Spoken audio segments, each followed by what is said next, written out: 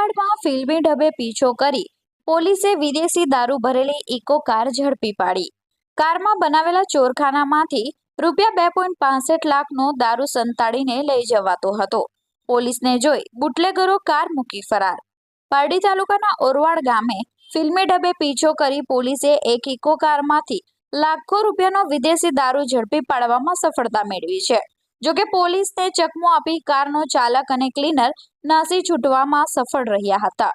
LCB વિભાગમાં ફરજ બજાવતા police constable Tejpal Singh, head constable Mahendra Gamit, police constable Hitesh Chavda સહિતની ટીમ પેટ્રોલિંગ દરમિયાન ખાનગી રાહે ચોક્કસ બાતમી મળી હતી કે સફેદ કલરની ઇકો કાર નંબર GJ06RB7616માં દારૂનો જથ્થો ભરીને કેટલાક ઈસમો વાપીથી સુરત તરફ જઈ રહ્યા છે।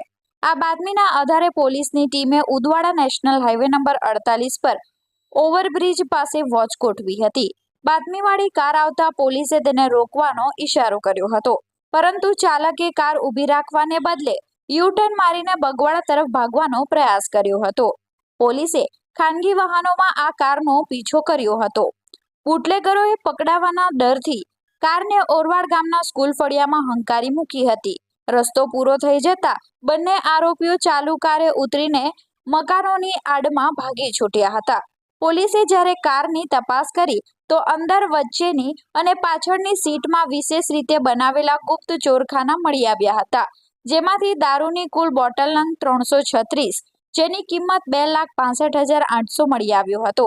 જોકે પોલીસે ₹5 લાખની કિંમતની ઇકો કાર અને દારૂ મળી કુલ ₹7,65,800નો મુદ્દામાલ કબજે કર્યો છે।